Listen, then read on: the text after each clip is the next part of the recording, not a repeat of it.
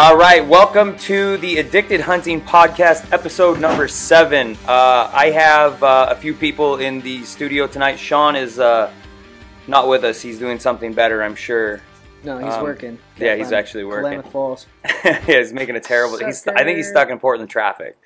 So we have in the studio. We have Josh. How's it going, guys? We have Phil. Hey. We have Andrew. Hey. And then on the phone we have Jesse Kelly.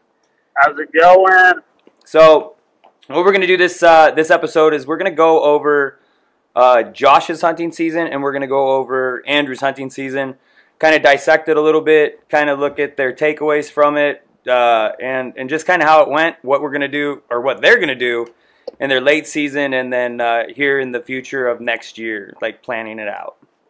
So Josh, I'm just going to hand it over to you, and you kind of give us your background and like where you're going and what we're doing. This short and sweet, because it wasn't that amazing of a season for me so far. But yeah, I mean, elk season for me was, it was all right. We were into elk every now and then, nothing crazy. Couldn't beg an elk to talk to me normally. Marlon went out with you a lot, right? No, he didn't. Lied to he me? said he did. Oh my god! But he did not go. Okay.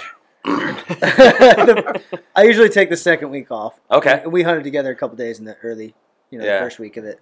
But yeah, I don't know. For me, I mean, it was just tough. I couldn't get elk to talk all season, and it's whatever. And you guys just hunted here locally? Yeah, we hunted out of like unit. Okay. An area. Yeah. Which we've always hunted there. I mean, I've hunted there since I was a kid. Yeah. That's where I pretty much started hunting. And I think what I'm starting to realize now is like it's time to start looking at some greener pastures or just different areas to hunt, because it just doesn't seem like there's the amount of elk that were there before. Do you contribute them not talking? Do you think pressure, or just kind of just them not being there? I feel like they weren't there, but it's hard to say, and I'll come back to that with like what I learned this year as far as like we'll just do it right now because we're talking elk right now. Sure.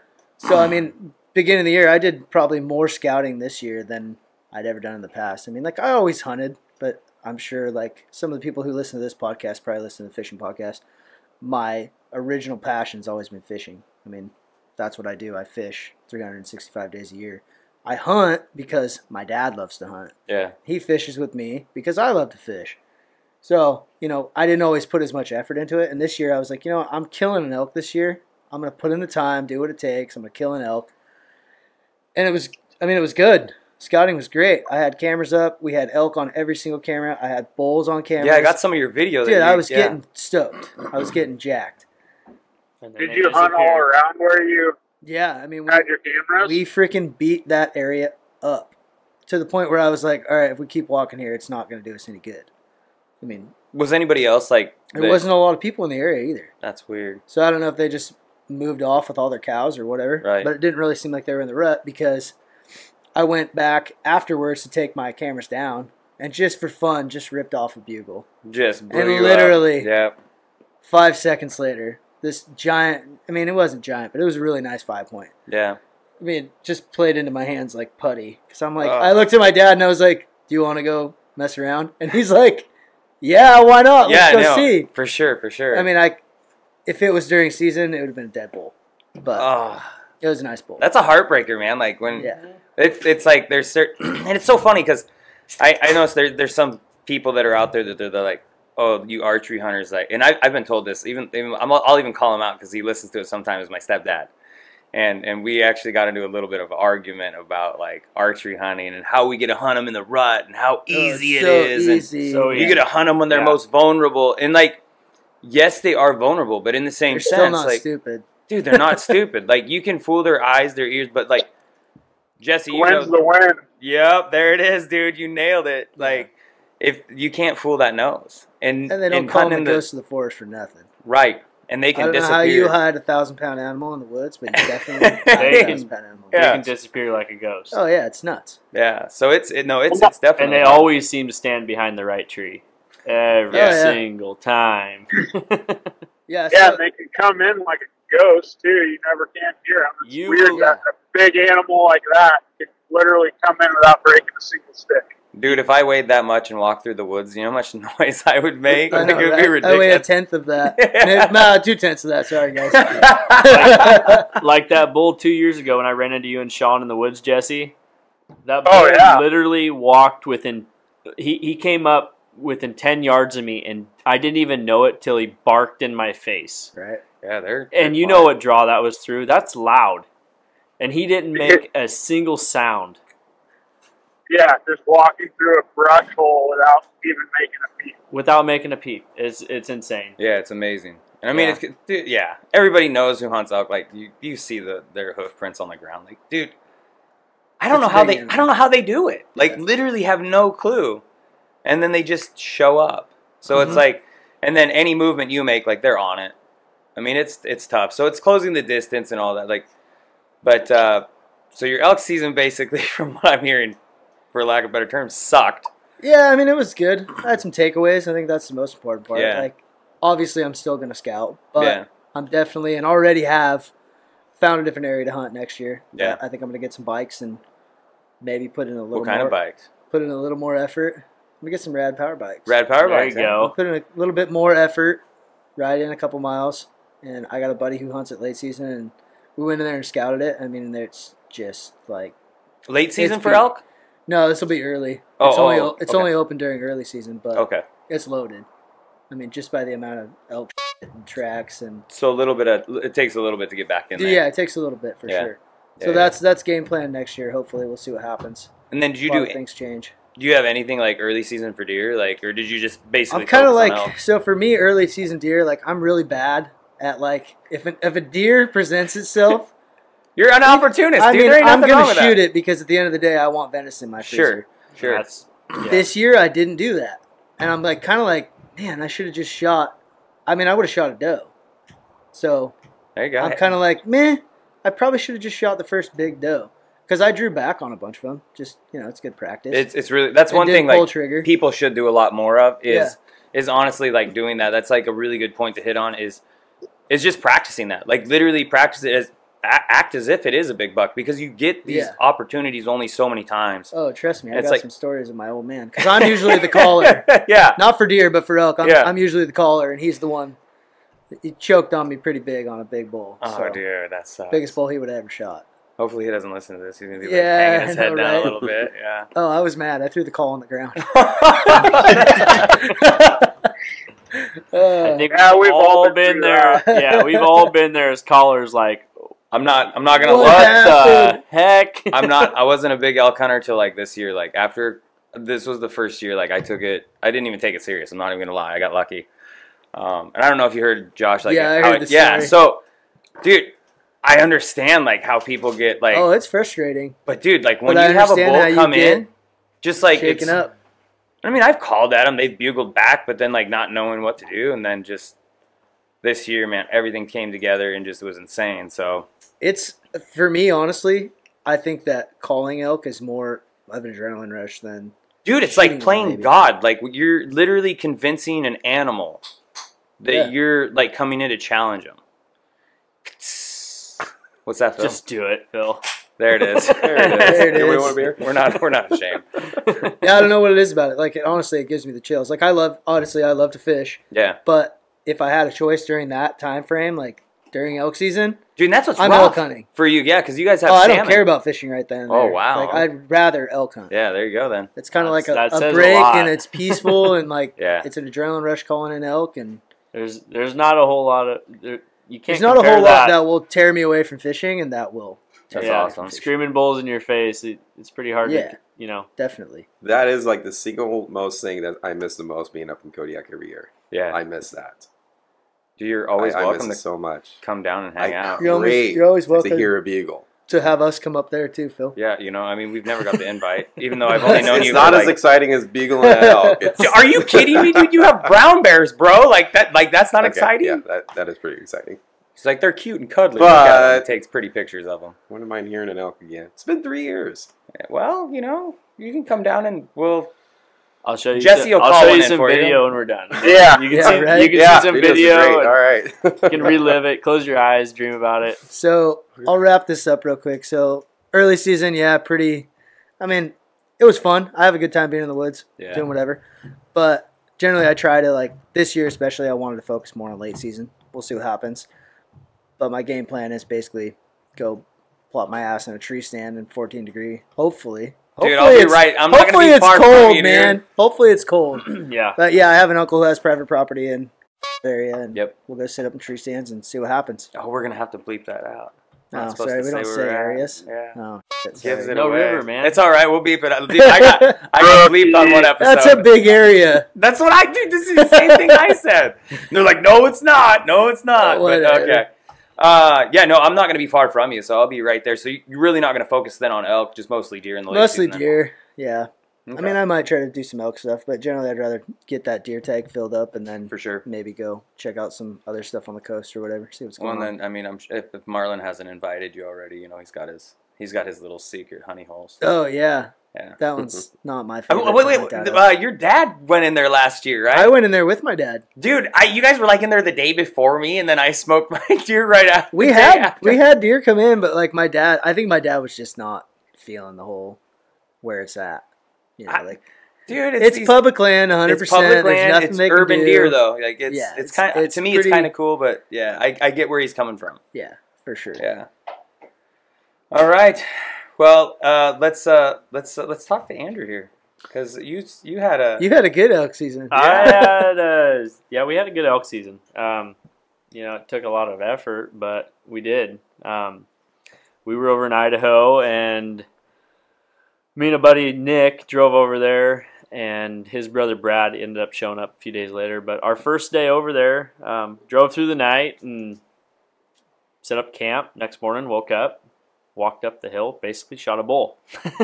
That never happens. That's never happened to me in my life. That's like catching a fish, like on the first cast. First cast. That happens all the time. Go home. Yeah, actually, like the only time I ever catch You fish go is home first after cast. that. You go home because it's gonna be a long day. Uh-huh. So, that happened, and instantly you think, wow, this is how our season's gonna go. Yeah, dude, you found the mecca. We Yeah. we walk up the hill, we shoot a bull, pack it off. It's like, let's do it again tomorrow. Let's go home. Or we always say, like, we're gonna tag out early and we're gonna vacation for like 5 days. Never That has never happened. Dude, I think every elk camp. does I've that. gone out of Yeah. state. That was my fourth year out of state. Specifically for elk, though, right? Specifically for Okay. elk, and that has never happened. I'm waiting for the day that we tag out early, and we always like pack our fly rods, and we're like, we're gonna go hit these blue ribbon rivers, and never happens. We hunt. Phil's shaking his head. He's Dude, like, you just need to at least have one day. We pack a bottle of whiskey. Last year every we did. year Not this last year, but the year before last, we were burned out from basically not seeing very many elk. We ended up tagging out both me and Brad, but. And real quick, I'm gonna give credit to you guys, like because I said I'm not a huge elk hunter. Like I understand it, and I understand how you get addicted to it. But the days you can go without seeing animals, that's why I love deer hunting. Like I'm obsessed with deer hunting. But the days that you can go without seeing elk, I think And that's the miles that's we the put drive. on. oh too. my god, dude, it just wears on me. I'm That's like, the this is drive. pointless. I'm walking to nowhere. Because then you snap of fingers. Yeah, it's that quick. and Yeah, you break over absolutely. ridges. We were There's doing this year. We averaged out. We were doing 10 to 14 mile days every day, That's covering ground. and there was I think it's one, but now I'm thinking about it, I think it's 2 days that we didn't see or hear an elk. Wow. Other days we were into elk pretty much every day. Not necessarily in range of shooting, but we were seeing elk. We were into them. We were They're getting pretty vocal. They were. If you got in tight. Yeah, you know, had it to get was- into their bubble. Yeah, you had to get in tight.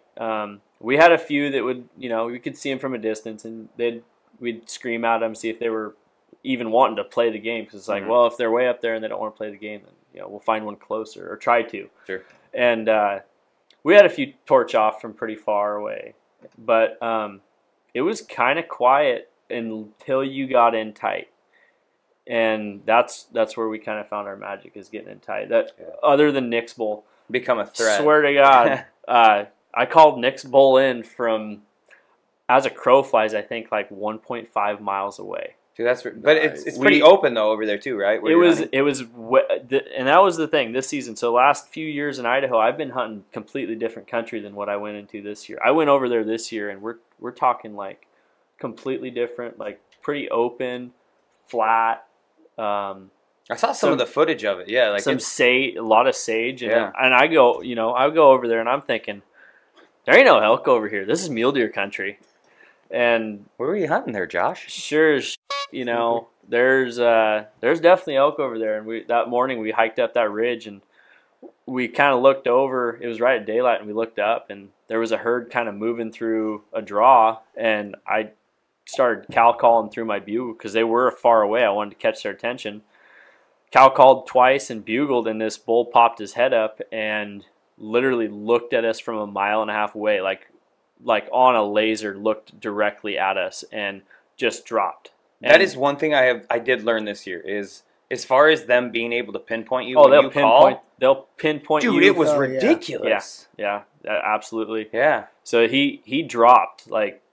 This was my first time over there, so I didn't know how deep this canyon was. And Nick had been over there one time before, and he dropped, and we kind of kept calling. It's like, well, I don't know, maybe he moved off, maybe he dropped and kind of circled around and went back up with his cows because his cows were moving kind of the direction that he dropped into the canyon. And so we started calling, and we just stopped and we were bullshitting, and all of a sudden, there he was. It was like, okay, so I started calling again, cow calling. And how far away was he at this point? He was like 45, 50 yards, but he was back behind some pines. So he just showed up once again. Like me and Nick were just sitting here. Well, we were debating whether we were going to drop into this canyon or not, because dropping into this canyon kind of would have ruined our whole hunt day. Because there was no other place for us to go other than down and out back towards the truck. And it's like, well, we can do that, or we can keep going along this ridge, get up into a few different basins, and keep going, progress the day. Because at this point, it's only 7:30, 8 o'clock in the morning. And it's like, do we really want to drop? And he wasn't super impressive. I mean, he's a 5-point, really nice bull, something I would never pass on. I don't pass on elk. I wouldn't pass on a calf. So we they give you an opportunity. Yeah. You take your opportunities. I'm not a trophy hunter by any means. I will never pass any elk in a legal unit. I will pass on cows for the first week over in Idaho. Man. Well, okay. I mean, he is out of state. Like he's in Idaho, he is out of state. I'll give him that. A little different. But over here, no. The first unless week, you're Jesse Kelly. The first week it's a bull hunt, and then after that it's a hair tag. But yeah. So we were debating on whether we were going to drop into this canyon or not, and all of a sudden he just kind of showed up at like 45, 50 yards, and Nick's like, there he is, and so we dropped down, and luckily we were in the shadows. We had a tree to our back, and tree had cast a shadow over us, and I just cow called. He swirled twice, got nervous. I think I called him back up a total of 3 times, and third time I didn't get the shot. I didn't get the arrow hitting him on video, but you can hear it. And Nick put an excellent shot. From the time that he showed up to the time Nick shot him, he held his draw for 3 minutes straight. So you guys were in front of the tree. That's impressive. 3 minutes. Wow. 3 minutes straight. He and I know there's controversy over this, but he took a frontal shot, and dude, I'm all about the frontal shot. Yeah, if you can do it, by all means, take it. Yeah. Close range, I'll take it. That's the only shot I have. He shot him. It was 37 yards. Wow. So, dude, if you're consistent and you're shooting, you're confident. That's all that matters. If you're confident. And Nick's been shooting he's been deployed for the last few years and hasn't been able to hunt, and that was kind of a goal of mine this year, was to get him like a good branch bull. Right on, man. That's awesome. And we go back and forth, but I told him, I said, hey, I'll give you the entire first day or 4 call-ins.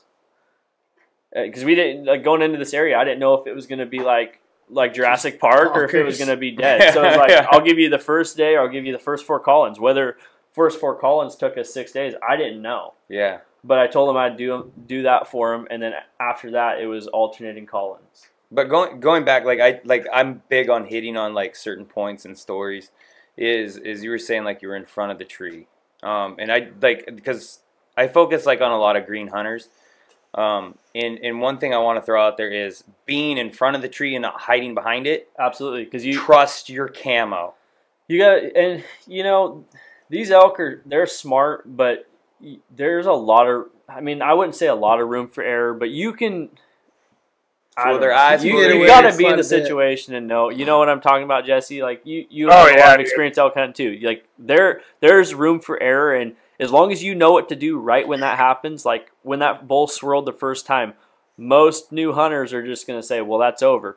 I got on the cow call immediately, just meow meow meow. Call, within 5 seconds, he turned back around and came back looking, and I was like a chick on Tinder, but. Were you guys side by side, or were you dropped back? We were side by side. Oh, wow. We didn't have the opportunity to drop back, Sure. so we're sitting there talking about dropping into this canyon, and all of a sudden this elk's there, and I was like, "Did he come in quiet the whole time?" Yep, he came in quiet, and that's how we didn't know. Like that's why we were talking about whether we were going to drop in and try getting him. But yeah, he came in quiet and whatever, 37-yard shot frontal, and how far did he go? So this we're not going to talk about that. No. Oh, okay. This is the testament to the frontal shot. He took the shot. It was all high fives and celebrating. First day success over there. It's like there's no other high like that. You drive 14 hours, 15 hours straight. You get know over about to that, a place. You set up camp. You go hunting the first day you're over there, and within at 8:30 in the morning you're tagged or potentially tagged out. You got an arrow in a bull. There is no other like that. I mean, we as hunters, and I won't take it away from rifle hunters or deer hunters or anything. Elk hunters take this shit serious, and we wait a year for this. And when it happens that first day, there is no other high like that. And it's true, like what you're saying. Especially for a guy. Sorry to interrupt. Especially for a guy, that's been deployed for the last 2 years, and literally he's been on a boat on a Navy ship for the last 2 years, just chomping at the bit to get in the woods. Yeah. And to happen on the first day, it was seeing nothing but dudes every single day. There's chicks too. Oh yeah, no. But so, anyways, he took the shot. We gave him 20 minutes, and I'm a very impatient person, and I like to see. So we walked up there, started initially like circling where we thought he was, and we're not seeing any blood. And it was like. Nick starts. That's an issue with it, though, too. Well, so Nick starts getting nervous, and I'm like, "Hey, dude, I heard the thump. I've got it on camera." We looked at the camera. The footage isn't great, but you can see the arrow hit the elk, and the thud that arrow makes. I mean, it wasn't like bone thud; it was a sinking thud, like a drum. Whop! It was sound. the big whop. And so we start like circling, getting bigger, because elk don't bleed like right when you shoot them. I mean, you got to give them. I would say don't start getting nervous if you don't find blood within 100 yards. Yeah, dude, I didn't have any blood, but he also died. Especially 7 yards when they're whirling. So, anyways, we start gridding. Well, it was hard to see where he actually took off, and because we were so on a high, we really didn't watch where he went through the timber. So I start kind of spreading my wings out, and I start looking little around. Well, when I found blood, I found a lot of blood. Yeah.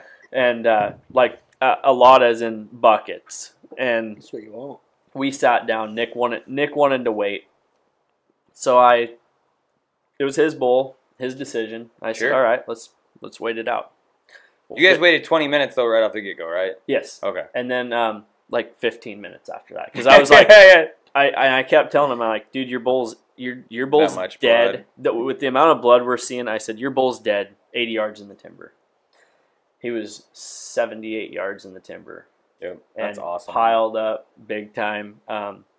Awesome moment, Just to be successful on the first day is one thing, but doing it for a buddy who's serving our country exactly. and hasn't been able to elk hunt for the last 2 years, it meant a lot to me to try to get him his elk first. That's awesome. Like that. Well, especially in a place that you can't get boots on the ground, Yeah, like you know, be able to look on Google Earth, figure out where you're going to go and get there, set up camp and be able to be into elk right first thing in the morning. That's absolutely and that's what it's all about. And then so got his bull off the mountain, so there's kind of there's a bad story to this good story. So we packed half his bull off the mountain. Nick's I'm not gonna take anything away from Nick, but Nick had bought a new pack and hadn't quite. We thought we had it fitted right, and when we loaded his pack, we were gonna try to one shot him out. Oh, which I've done before, and I told him. But you pay for it dearly. And that's kind of what I told him. I said, "Hey, dude, you know, we can try." I tried to tell him, "No, let's not do this. I've done it before." How far was the pack? 3.5 miles. I mean, that's not bad to like do one like that. Yeah, I don't know. All I uphill, don't know if I'd do downhill. one. It's downhill, but I'd That's rather rough. walk up. I'd rather walk downhill. uphill. Dude. Downhill with that heavy That's of a pack, brutal. yeah. I So- tacked out Hard a on hind the quarter knees. and a front shoulder this year, and like it's like I don't like, and I know there's people that are like probably listening. They're like, "Oh, you pussy." Like I don't care. I'm in fitness. Like this is what I do for a living. Like it is terrible. You can destroy your hips. Like it's no joke. Yeah, like you can. Hips, I don't. knees, Yeah, like everything. I don't care what people say. You will destroy your hips. And There we're will be talking- physical therapy that will never fix that. We're talking, and this is what I was trying to tell him. Like, hey, dude, we're on a 17-day hunt. This is day one. Do we dude. really want to wreck ourselves on day one? Yeah. Because a pack out like that, you're literally probably going to be the next day and a half. You're going to be stoved up big time. But you guys probably still have adrenaline going and all that. Well, and this is what I told him. I said, hey, I did this last year with his brother's bull, and I said that was the worst. I mean, it was the best and worst decision because last year we shot his brother's bull on the last day, and it was like, okay, do we take one more day to pack it out and not get out of here? I mean, we'd been gone for 16 days already. I got a wife and kids. I was just gonna ask you, have a wife? That's a whole.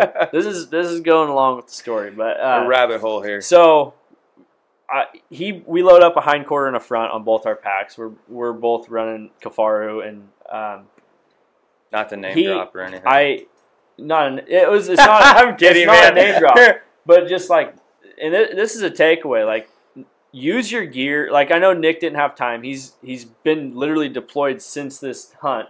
He didn't really have time to get his hands on the gear, to load it, to know his gear. So, takeaway from this is like, use your gear before the hunt. Like, for sure, know it inside and out. Know how to take that frame apart. Know how to take your pack apart. So when you're loading that animal, there's no second guessing. Like, dissect your gear and know it. So there's no questions. Absolutely. Because when we put his pack on, it was jacked. Like, and it was, at that point, we're tired. It's not like, skinning an elk's hard work too. Where he died was not a very pleasant place to die. I mean, he was on a straight up hillside, and you try moving a full size elk, it ain't happening. So we ended up dropping the front, or Nick's got back problems as it is. And so even better to throw that. Yeah, oh, man, that so sucks, he put man. his pack on, made it 20 steps, and he's like, he had to eat crow because he's like, I should have listened to you, man. I should have listened because I got to take this off. We got to get down to one quarter. And so I took a hind quarter out. He took a front, a head, and a back strap. We hung the rest in a tree. Hold on. You left a back strap in the woods? It was in the other hind quarter bag. Oh, dude, I would have fished it out. It was not intentional. No. We thought it was in the front quarter bag. Or no, sorry, it was in the front quarter bag. It was in the front quarter bag, and I had the hind quarter. He had a front quarter, back strap, in the head. Yeah. So the plan was hike down the mountain, drop the meat off, turn and burn, come back up. Well, 3.5 miles. Like, yeah, no big deal. Adds up. No big deal. 3.5 miles until we got back down to the truck, and it's like, cold beer sounded pretty damn good. So we went back to camp, and we're like, okay, well, meat's hung in a tree. It's at a good height. We'll come back tomorrow morning. Oh God, this is where it turns, doesn't it? It does turn. We hiked up there the next morning, and we're pretty positive a bear did it, but My buddy lost a deer to a bear this year. He over in Oregon. Yeah, Wow. hind quarter, a front quarter, and a back strap. And a back strap. That's why you always take the. This is a takeaway, people. Listen, you always take the back strap. Just completely gone. Game bag. One game bag was Probably shredded. hit the damn other one was game gone. There was one game bag that was cut open at the bottom, and whatever animal it was huge because Bigfoot. We had paracord wrapped into around pine branches. The paracord was sunk in. You know how hard pine You're in bark Idaho, is, right? though, man. It could have been a wolf. I mean, for all you know. Dude, yeah, because It they're could have small been, over there. But Yeah. where we hung it, this animal that did this had to have been heavy. You know how hard pine bark is. Yeah. Paracord was sunk in 1.5 inches in the pine bark. Wow. Bigfoot. Like this animal was big, and I mean, talk about like gut wrenching, make you sick. So were you guys hunting in an area that grizzlies are They're prevalent, or no? no. I mean, that's a debate on its own. You know, Yeah. there's a debate on where grizzlies are. We did speak to a few people over there that swear that there are grizzlies in the area, but science says that there's not. Oh And yeah, science says a lot of stuff. So state Science science says a says there's not. Yeah. But back on losing the meat, you know, that's talk about make you sick. Well, dude, it's not just that. I- It's I'm not not like you gonna guys try- did anything I'm not- wrong, though. Yeah, I mean, I'm it's not gonna like- lie, like I shed a tear for him, man. I like that's a lose right there. Like we sat on the mountain right next to that tree that his meat was hung in. And, you know, he looked forward to. He is honestly a guy that like he just wants to provide meat. Like he doesn't care how big the horns are. He only wants to be successful and to fill his freezer. You know, when he has the opportunity to hunt, and that was devastating to him. I mean, not gonna lie, we both cried we cried on the mountain. That hurts. You know, you're talking something you've worked for all year and you lose half of it. So that was a huge upset. And to go on an even positive or a more positive note, like the next week and a half was pretty bad. Just quiet. We hiked our asses off, and we were getting into elk. Had a few pretty close encounters, and I missed on day 6. I took a shot and hit a limb that I didn't see. So you could have vacationed. I could have vacationed, but It happens, man. it wasn't in the cards for me at that point. So How big of a bull was that? it was a nice bull. Really? Really nice bull. It was 300 plus, or? no. He was probably. I mean, he was a little smaller than mine. The one I ended up taking, and I mean, I'm not a score guy, Sure. but I would say like 270, 280. He was a big bull. Yeah, I was gonna say. No, I I'm mean from Washington, absolutely. That's a huge Like bull that's for a me. huge Yeah, we got bull. some rags. I'm not going to take Yeah, that away from him, lots. but he wasn't 300. You know, I'm not gonna church him up or anything. He's like 270, 280. A bull that I would never pass ever. I'm not going to pass. Dude, when I'm in the woods, like 4 points are 300 inches. So Absolutely. No, I'm taking 4 points. I said from the get-go, I just want to fill a tag. Like my sole purpose going over there is to fill a tag. Yeah. So, we were putting on a lot of miles and hiking into places that, I mean, there was a lot of pressure in our area, pretty close to the road system. You know, it was like, you got your locals that hunt like 1 to 2 miles from the road. Yeah. So you're pushing 3 to 6 miles off the road. Were you guys packed in or no? No, we didn't. We actually didn't spike out once this year, and that was more of that was kind of a decision we made. Like, we're gonna hit different spots every day. You know, we're gonna hit this spot today, and then the next day, whether what we seen or not in there, we were gonna try to hit different spots. So were you guys hunting like spots with a bunch of roads and stuff, or what? Was your guys' access? We had road access, like we had road access, but basically any hunting that we did was, I mean, we didn't really consider it hunting until we were like 2 to 3 miles in. You know, Yeah. a lot of it was walking through sage and trying to get into the foothills and into these basins, and that's where we seen the elk. You know, and it, you know, the hiking to get into these areas was really tough. I mean, we're talking sage, but we're talking like mountain sage, like straight up and down sage. So, yeah, we hunted really hard for the next 13 days, and you know, this goes down to where mental toughness is something you really gotta be mentally tough if you're gonna elk hunt for that long. That's what you were saying. Your buddy like really helped you with this. Yeah, Nick was, you know, if he hadn't have been there, like I'm not gonna give it all to him, because I hunted. They took 2 days off. I hunted every single day for 14 days, and It takes a toll. it, you know, 100%. you start. I don't know how many you guys got kids, but I got 2 little girls, 4 and 2 at home, and a wife, and you know, day 14. I started to feel it on like day 9. I hear that, man. And Yeah. when you start thinking about your kids and you start thinking about the wife and, you know, how much you miss them, and you gotta block it out and stay focused on the hunt, because you came over here to do something. You spend a whole year preparing for something like this. And that's where it's hard though, because then it becomes to the point to where it's like, You is got it enjoyable, or you is have to make yeah. it fun still, and that is a part that I'm still struggling with. Is like, I'm so driven to be successful, to bring meat home, to justify my the hunt. time away. You know, I'm justifying, you know, taking 2 weeks off of work. I don't get paid vacation. I take 2 weeks unpaid. Wow. I spend He the makes money. a lot of money. I spend the money to go out of yeah, state whatever. and do these hunts. I feel bad for you.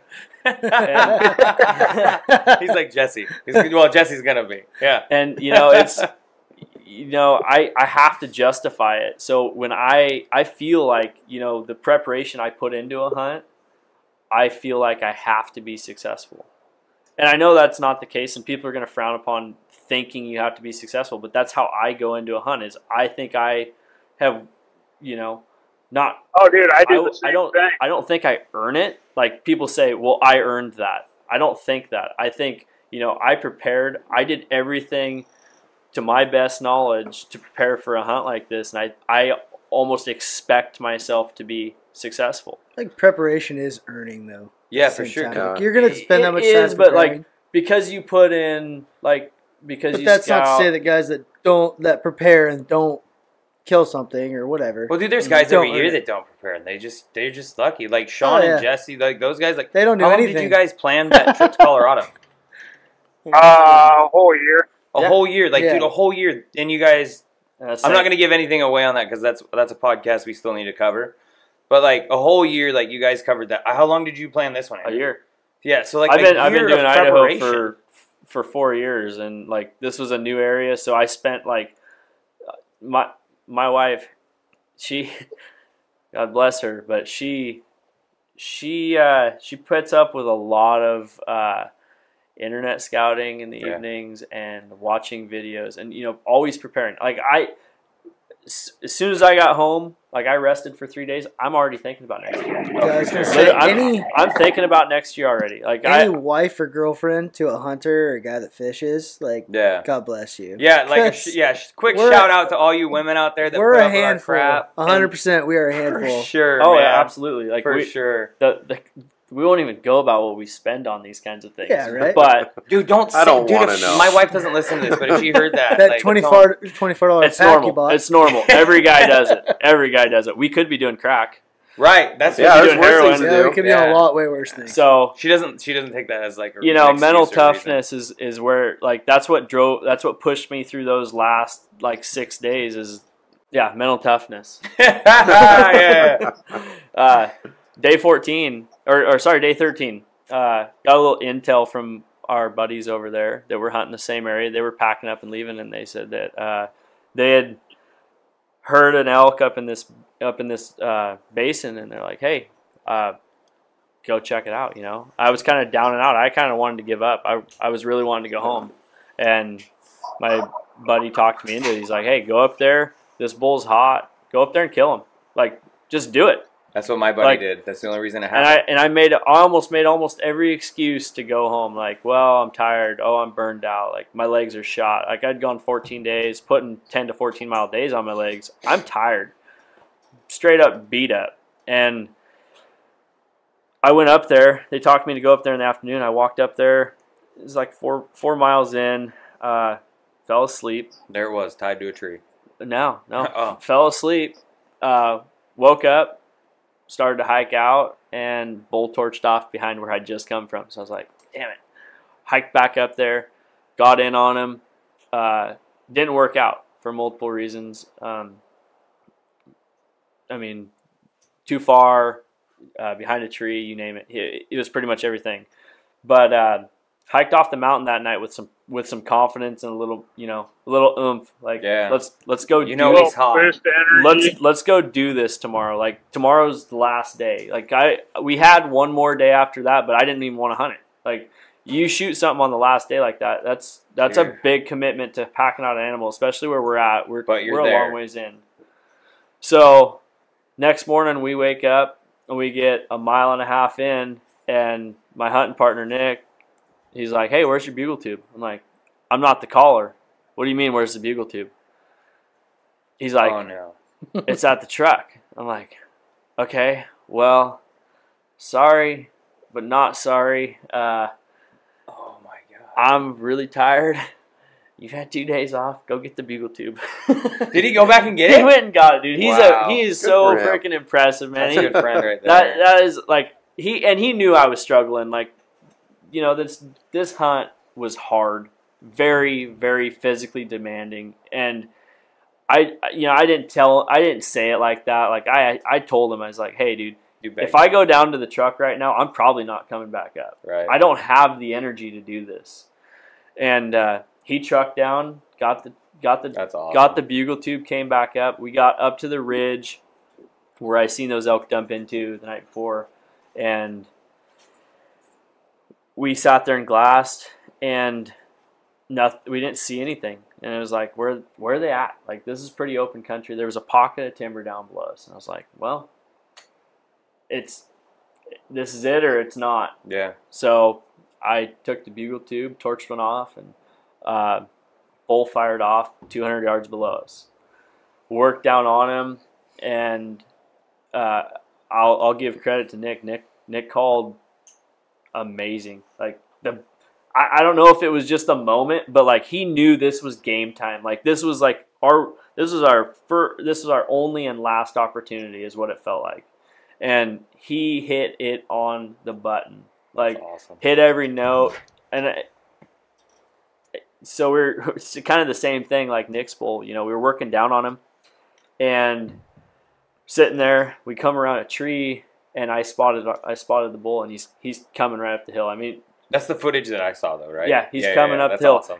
And what I'm not saying is, like, we called to him a few other times, and he's hot. Like, he's pissed. We're in his country. He's got cows. You just started a fight, and we're not talking like a 100, 200 yard parking lot fight. We're talking like straight up in your face. Yeah. I'm poking chest, and he comes in, and as he's coming up the hill, we spot him. I drop down to a knee. Nick's filming. I draw back, and I made a mistake that I've heard so many people talk about, and I really kicked myself in the ass, and I almost lost it. I didn't stop him, and he was coming. He was coming uphill and walking uphill and to our right. So when I took my shot, he's at 40 yards. When I took my shot, not only was he walking uphill, but he was still moving. So he was quartered hard. It went out behind, or it went in about 3 ribs, or 3 rib, third rib from the back. And it did clip a lung, but it came out and hit a knee, or hit his back knee. So he whirled, he fell down. It was all high fives and hugs from there. Super excited. We're on cloud 9, last day bull. You know, I'm Doesn't get and better than that. you know, what I'm not, No, it what I'm not, doesn't. No. or what I forgot, what I Work left your ass out is off for that I many literally days. broke down on the mountain that morning. Like, broke down. I was mentally done. This hunt means so much to me. Like, it taught me so much. I still that's like. why we hunt, I get though. hair stand on the back of my neck right now Just the because story, like, kind of gave me the chills. it's like this hunt this year. I learned so much about myself and just people and the woods. It surprises me. So, anyways, we're on cloud 9. You know, we're high fiving. We watch him run down, and he's hurt. He's limping, and he's kind of doing a sway, and we're like, he's going down. He's going down. He didn't, and he kept going. That's what they And do. so we did, because we didn't know where I hit him. We gave him about an hour. We sat there, kind of filmed a little thing, and we started tracking blood. Blood was excellent from the get-go. Like, we're talking a lot of blood. Big pools of blood, and we're working down on him and tracking him through some brush, and we think he's going down because of the amount of blood he spilled. But we got down to these willows in the bottom where we thought we heard him crash, and we jump him, and he pops up, and he runs. And that was heartbreaking to Did me. he spill more blood when he ran, though? No. And he ran through, like, what looked like Alaska. Like, we're talking 7-foot willows, swamp, something you'd imagine seeing a moose or grizzly bear in. And we start losing blood. I mean, we're just finding little drops of blood on these leaves for a mile. And then he pops out into the open, and this is like mossy flats with water, and we like lose blood. We lose blood completely for a good 200 yards. And Nick, you know, I'm devastated at this time. Like, I swear I put a good shot on him. The footage wasn't that great, but I swore I put a good shot on him, at least where I was aiming. And he's the one who told me, he's like, dude, we just got to keep going. We just got to keep going. Like, you hit him. Like that. You hit him. But, you know, in the bottom of my heart, I'm thinking, I'm starting to second guess where I put the shot. And I'm starting to second guess, is this a flesh wound? You know, I didn't pay that much attention when I was looking. You know, I'm looking at the blood when I'm up there, and it's a lot of blood, but I'm not, like, dissecting the blood. You know, there's a difference between lung blood, flesh wound blood, heart blood. You know, I'm Did you ever find your arrow? I didn't. Really? Did not. I think it might have. I think it passed through and flung way down the hill, though.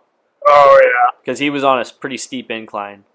Yeah. So we lose blood, and we're trying to track him, and about a mile and a half in is when we jumped him for the second time. And thankfully, that this was he kind of killed himself. He was in an avalanche slide where the trees had been pushed over. I mean, we're talking like 6-8 inch trees had been pushed over on their sides, and he was at the edge of it.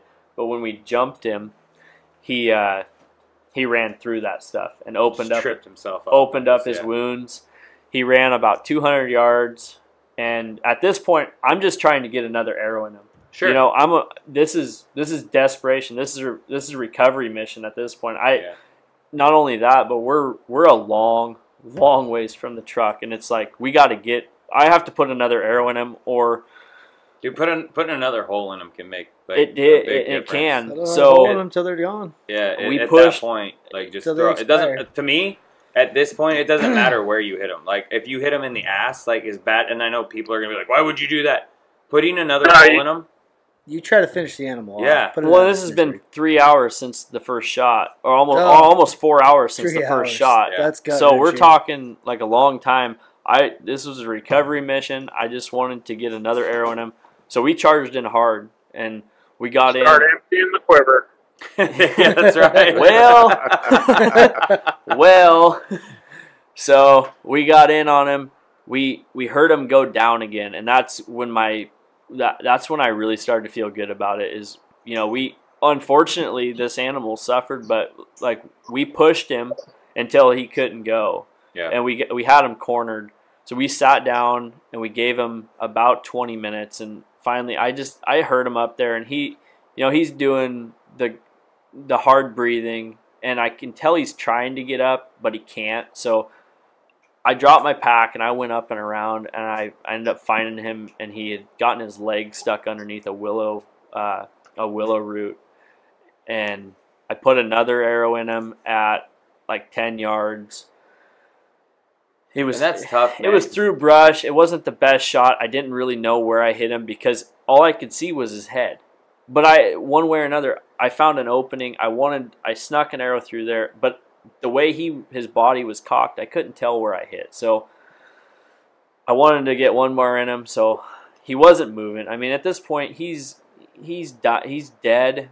He's living, but he's dead. So I basically, he's not gonna make it. I walked up within point blank of him, and I mean we have bows and arrows. We're not allowed to discharge a firearm to put an animal down. So I walked up within point blank, 3 yards from him, and put the last shot in him. So you did the right thing. And that was hard. And when our little video comes out, what you can see, I don't like doing that, and it's not that's not how I envision this hunt going. We practice all year long, man. Like that's what we do, and it irritates me like every year.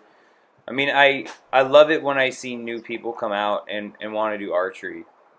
But don't do it a week before season. No, you need to prepare. No, like I used to work at Sportsman's Warehouse. You know all about it. Like I've had buddies to where it's like I ask them every single week, "Have you been shooting?" And this starts in because I'll take mine when I turkey hunt as well. Mm-hmm. But like I ask them, "Hey, have you been shooting? Hey, have you been shooting? Hey, have you been shooting?" And it's like they put it off. Well, not only shooting, but like, and this is something new for me too. Like I never done these. I'm talking about these archery shoots during the summertime. Sure. Like this was my first year participating in them. And I'll tell you what, like, sounded kind of Canadian when he said that. Get your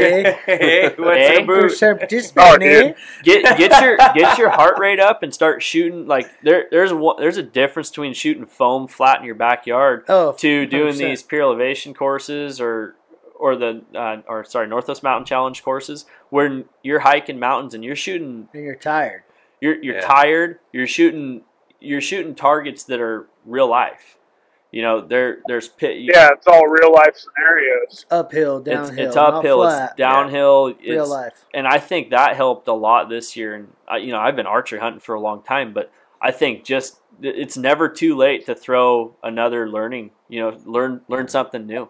For sure. And I encourage anybody and everybody to get out and do these things because when you're in the situation and you're breathing hard, you can't train. That's the hardest part. But you can get close too. Like you can get like do what Cam Haynes does. Like go and run, do a sprint, and then grab your bow and try to make a shot in 30 seconds. Clean shot, 30 seconds. Yeah. Go do a sprint. It's all about getting your heart rate up because whether we're moving or not, when an elk comes in, adrenaline kicks in, and I shake. I'm not gonna lie. Whether I'm holding a camera or a bow, I'm shaking big time. I didn't have time to think about it this year. All I could think about. And that's actually the best time. It's perfect. When you don't have time to think about it is the best time. I usually hit this blackout mode. Like honestly, I don't know if that's good or not, but it's like I just go. Not blackout. Everything goes black. I know what I'm doing, but like it just happens. Yeah. You draw back, you hold, and you just pull the trigger, and like it's like You don't know what you did. Sometimes you're like, I don't even know if I hit him. I don't know what I did. Right. But I did it right, hopefully. Yeah. But 100% your story is exactly why we hunt. The highs and the lows. Dude, that's archery hunting. That is hunting in general. It went from the high of highs to the lowest of lows and then the highest highs again. Yeah, you're talking like mentally, like you miss your family and you think, at the point where I thought I had wounded an elk and I lost it, that is about the lowest you can get. Because not only that, like you had your opportunity, you start running things through your head, like you had the opportunity, you messed, you start thinking you messed up. Did you mess up? You start second guessing everything you've ever done leading up to this point, and it's like, how could I have changed it? That's for 4 hours. That's all I thought about. And then we ended up harvesting him. packed him out. It was sick. He ended up dying 6.5 miles from the truck, up and over basically a mountain pass. It was 2,500 feet elevation up and 2,500 feet elevation back down to the truck in a total of 6 miles. Come to find out, got back to camp later that night, did a little searching on the internet, or not the internet. There was a road at the bottom of the drainage I shot him in. 2 miles of flat walking, and luckily we only brought the hindquarters, the back straps, and the head out. You were not utilizing some Onyx? Huh? Right. I didn't have that. So this is service. This is how far away from the area we were even planning on hunting. Like, I was told this, and I didn't even have my Onyx saved for this area because I never planned on going that far. That deep in. And so when I'm trying to look on my Onyx and it's all fuzzy and stuff because you can't tell roads and whatnot. But we got back to camp and I had my Google Earth that had a bunch of stuff saved on it, and we actually found a Forest Service road that came in there. It took us 3 hours to drive around to it, but it was like 3 hours to drive around or suffer for 6 miles because we were already done. Yeah. He died at 2 o'clock in the afternoon. We had him packed up by 3:30, and we didn't get back to the truck till 2:30 in the morning. Wow. And that just it was tough. Like I said, I'll say it again. This season taught me more about myself and the way that I'm going to hunt That's from what here hunting on should out do for us, though, than any other season. Like it's crazy. Like you don't know it until you feel it, kind of thing. So I think if you're out there just to kill an animal, you're out there for the wrong reasons. You are, absolutely. Right. I learned a lot about myself every hunting season. You think about it, like it kind of sounds like it, but more than anything, sure. I just want to be successful. Like, I put a lot of work. I love hunting. I eat, breathe, and crap hunting. He's addicted. Yeah, he sure is. I'm surely addicted. So then let's just wrap this up. What I want to hit on is late season. Well, no, not even that. I just want like a takeaway from like so far just this year. Like, what's the biggest takeaway? I mean, I can hear yours, and so I just want to see if I'm hearing what you're saying though. So I want to hear a takeaway from you, and then I also want to kind of hear a takeaway from you, Josh. Like, my takeaway is, like, don't give up. Push your body and mind further than you think you can handle, and it's tough. I'm not gonna lie. Like, anybody that's out kind of like Jesse, you can chime in on this too. Like, you have to be tough mentally. Like, you gotta know that there's a potential you're not coming home with anything, but at the same time you have to be tough enough to persevere through that and always stay positive. You got to ride that fine line. It's a razorback ridge. Like, last you got 5 minutes of light. Last 5 minutes, last 10 minutes. Were you a blacktail hunter? Well, it's just a whole mental toughness game. Like, the whole thing is. You can be physically fit, but if you ain't got the mental toughness to be able to keep pushing yourself when you're way low and you're not seeing animals, it's tough to stay positive. Anybody that elk hunts knows that. And sorry, my last, it's not really a takeaway, but it's more of a shout out. Like, Nick, my hunting partner this year, like, the guy, it sounds a little weird, but the guy was my rock, man. Like, we tagged out for day one with him, but he was there for me. Like, finding a hunting partner that is willing to put in as much work with his tag filled as you are, and to go day in, day out and just keep grinding when he doesn't have to. Like, he's tagged out. He didn't have to do that. Like, he could have said, heck, I'm gonna go to camp and have fun. That's the difference between a good hunting buddy and a friend. Yeah. That's a true testament. Like, the guy stuck it out with me the entire time and did. I mean, when I was down, he picked me up, and it was impressive. Like, a hunting partner can literally make or break a hunt. It can, and we learned that this year. Yeah, Jesse, but yeah, that's my takeaways and my little shout out to Nick. Man, he's a good dude for sure. We need to have him on. Yeah, no, for sure. Like, that could be yeah. I definitely want him on. I'd like to hear his side of the story. Absolutely, because I think he could probably take away a few more things like that he's seen out of me that I'm not seeing. You know what I mean? For sure. What about you, Josh? My takeaway, and I've been telling myself this for years, is like, so my dad grew up hunting where we hunted, I mean, so it's hard to leave. You just get Yeah. stuck. I mean, you've been hunting there forever. It's like My old man still does that. we're going back to the same place. Yep. We're gonna hunt the same Beating areas. that dead horse. We're just gonna keep beating it up, and don't be afraid to look for other areas and scout other areas. Obviously, I mean, like the scouting that I did in the area that we always hunted was great. I learned more about the elk in that area than I ever have. But do not be afraid to go look for new areas. 100%.